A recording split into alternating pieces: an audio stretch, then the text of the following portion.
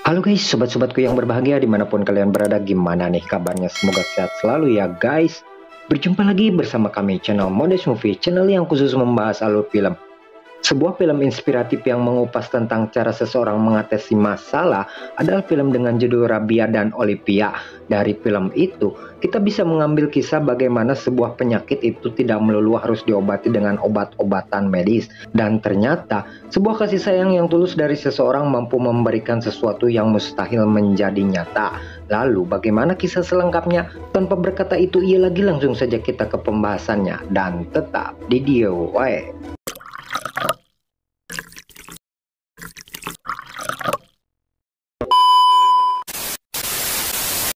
Di awal film kita diperlihatkan dengan adegan pertengkaran antara seorang wanita dengan seorang anak kecil yang bernama Olivia. Diduga si wanita kesal dengan sikap Olivia yang begitu nakal dan susah diatur. Si pengasuh sudah tidak tahan lagi dengan sikap Olivia dan lebih memilih untuk resign dari pekerjaan itu. Dan sebagai bentuk protes, dia meminta kompensasi bayaran atas sikap yang telah Olivia lakukan kepada dirinya.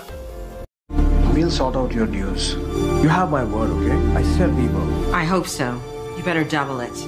Scene kemudian berganti dengan memperlihatkan seorang imigran asal India yang bernama Rabia sedang mengurus status pengungsiannya. Dia melakukan hal itu untuk mendapatkan pekerjaan agar bisa membantu perekonomian keluarganya di India. Sang duta besar menyarankan Rabia agar tidak mudah tergoda dengan iming-iming bisa cepat mendapatkan statusnya dan lebih memilih sabar untuk menunggu prosesnya. Namun masalahnya, Rabia dituntut untuk cepat mendapatkan pekerjaan. Sementara, hal tersebut akan tidak mudah dilakukan mengingat status imigrasinya saat ini. Sehingga, hal tersebut menjadi dilema tersendiri untuk sang aktor utama. Nasib baik menaungi Rabia manakala dia ditawari pekerjaan oleh temannya yang bernama Nasir untuk menjadi pengasuh Olivia. Namun demikian, Nasir sedikit pesimis dengan apa yang sudah dia tawarkan. Mengingat Olivia adalah seorang anak yang unik yang sudah bergonta-ganti pengasuh karena dia tidak tahan dengan sikapnya. Di balik sikap Olivia yang susah dikendalikan, ternyata anak itu menyimpan fakta kelam tentang penyakit yang dia derita selama ini. Diketahui dia mengalami sindrom night terror yang membuat dirinya selalu agresif di malam hari ketika terjaga dari tidurnya. Hal itu disebabkan karena kematian sang ibu yang sudah terjadi 2 tahun yang lalu.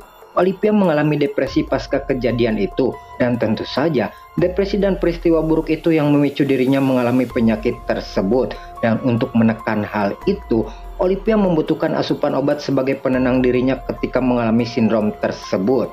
Sepintas hal itu memang efektif untuk sementara waktu, akan tetapi untuk jangka panjang hal itu tentulah sangat berbahaya, dan fakta itu disadari betul oleh Rabia sebagai calon pengasuhnya. Untuk pertama kalinya Rabia bertemu dengan Olivia di rumahnya.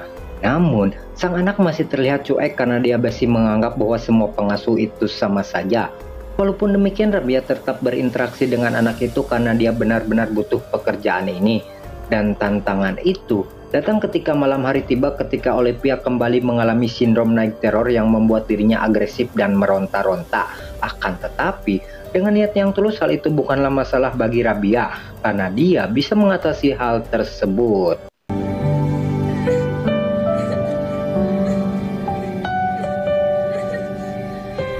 Singkat cerita, Rabia curhat dengan sang ibu perihal kejadian yang menimpa Olivia. Dan uniknya, Rabia juga pernah mengalami hal yang serupa ketika dia kehilangan ayahnya dulu. Dan yang dilakukan oleh ibunya hanyalah memberikan kasih sayang dan terus mendampingi Rabia sampai dia bisa menerima keadaan. Dan metode itu 100% ampuh untuk mengatasi penyakitnya. Dengan semua pengalaman itu, sang ibu menyarankan kepada Rabia untuk melakukan metode pendekatan guna mengatasi penyakit yang Olivia derita selama ini. कि तुम उसका दिल से ख्याल रखोगी। हूँ मेरी बेटी बहुत रहमदिल है। मैं तुम्हारे पास सो जाया करती थी। मैं तुम्हें दवा तो नहीं दी।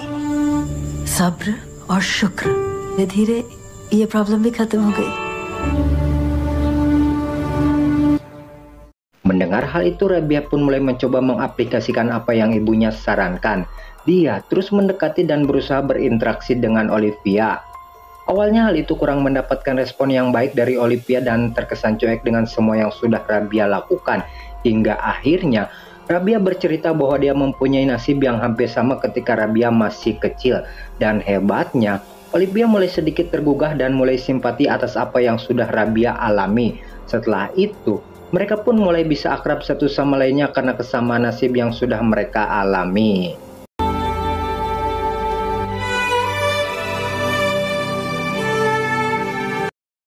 Hari demi hari perkembangan psikologis Olivia mulai mengalami kemajuan dan mulai bisa menerima Rabia sebagai pengasuhnya. Hal itu tentu saja karena saran dari sang ibu yang sudah dia terapkan dalam upaya mengobati penyakit Olivia. Dia terus memberikan kasih sayang dan perhatian kepada anak itu. Dan hasilnya, Olivia pun mulai merasakan kembali dunia anak kecil yang penuh dengan canda dan tawa.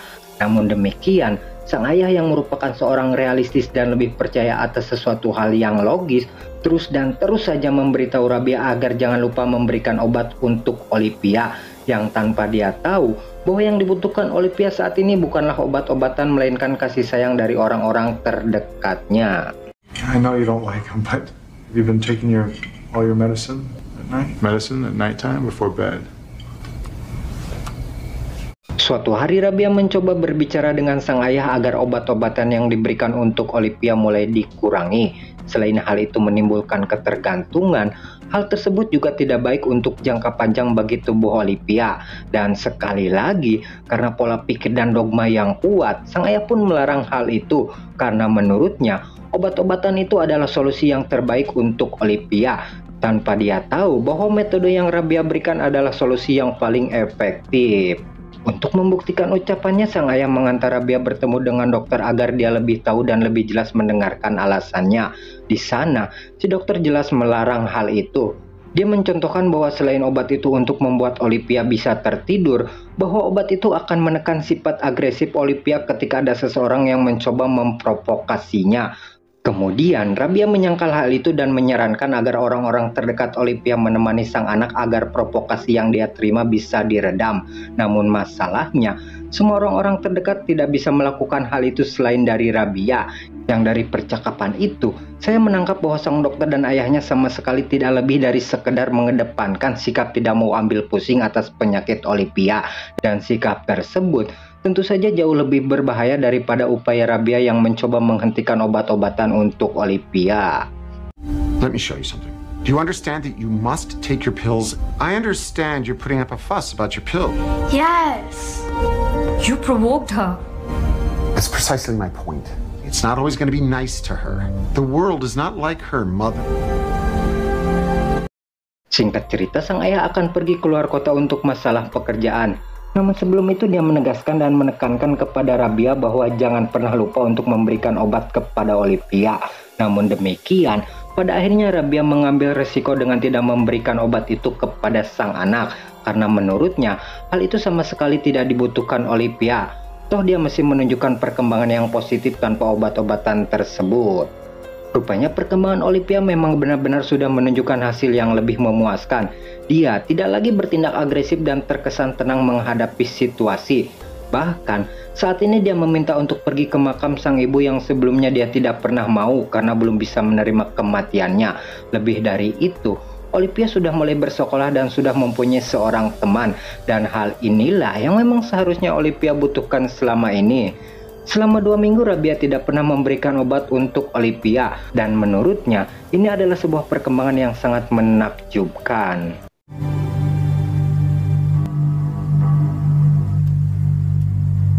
Okay, let's go to bed.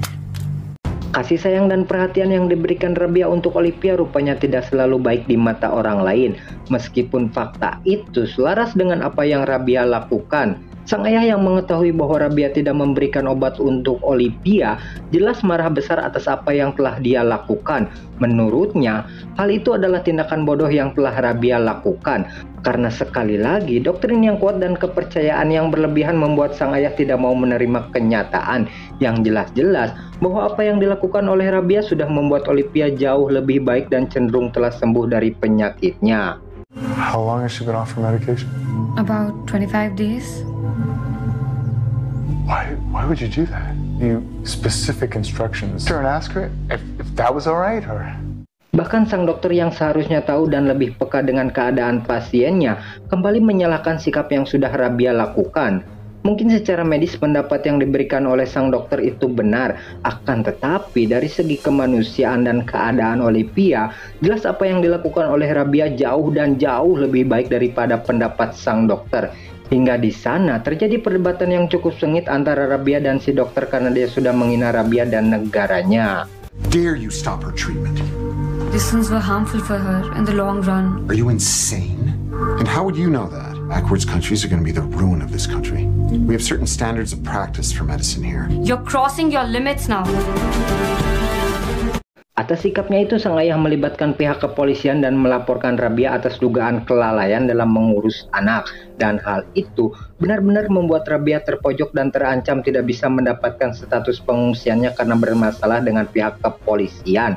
Lebih parah dari itu, Rabia bisa saja dihukum 6 bulan penjara jika dia terbukti bersalah di pengadilan nanti. Dan kejadian ini kembali menegaskan kepada kita bahwa apa yang kita lakukan untuk orang lain meskipun hal itu baik, hal tersebut belum tentu baik di mata orang lain, yang endingnya malah akan menimbulkan masalah baru untuk kita. Jadi berhati-hatilah ya guys. Child negligence का केस लगा, बहुत मुश्किल है, 6 महीने की सजा भी हो सकती है. Di sisi lain, Olivia terus bertanya tentang keberadaan Rabia yang tiba-tiba menghilang dari rumahnya. Si ayah mencoba mengalihkan pertanyaan dari Olivia dan terkesan tidak mau menjawabnya. Namun karena Olivia terus saja bertanya, pada akhirnya dia pun jujur dengan apa yang telah terjadi pada diri Rabia. Yang disesalkan, sang ayah menjawab pertanyaan Olivia dengan nada tinggi dan emosi, yang hal itu kembali memicu penyakit yang Olivia derita. Dan akhirnya Olivia yang sudah tidak tahan mencoba menelepon polisi dan meminta mereka untuk mengembalikan Rabia. Yang setelah didengar oleh sang ayah, dia pun marah besar kepada Olivia. Dan hasilnya, Olivia mengalami kejang-kejang akibat dari tekanan emosi yang dia terima. Stand up! Please, they could take you away from me. Is that what you... How dare you do this? Tell me, is that what you want? Do you understand that? She's gone.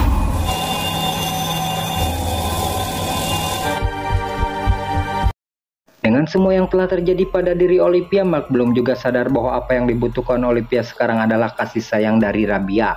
Bahkan, kita akan dibuat geram dan tak habis pikir manakala Mark tidak mengizinkan Rabia berbicara dengan Olivia ketika anak itu sedang terbaring sakit di rumah sakit.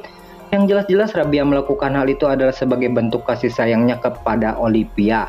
Dia terus saja menyalahkan Rabia atas kelakuan dirinya yang tanpa dia mengerti bahwa sikapnya lah yang justru malah sudah mencelakakan anaknya. Hey Mark, it's Nasser. How's Olivia doing? Yeah, and her situation. Make Rabia talk to her. We can't give her false hope. Just let it be. Ketika semua cara sudah dilakukan, pada akhirnya Rabia mengadaptasi cara yang sering dilakukan netizen dunia, khususnya dari Indonesia, yaitu membuat sesuatu menjadi viral. Dengan dibantu teman-temannya, Rabia mengupload video dirinya yang rindu kepada Olivia. Dan hasilnya, respon dari masyarakat pun positif dengan video tersebut.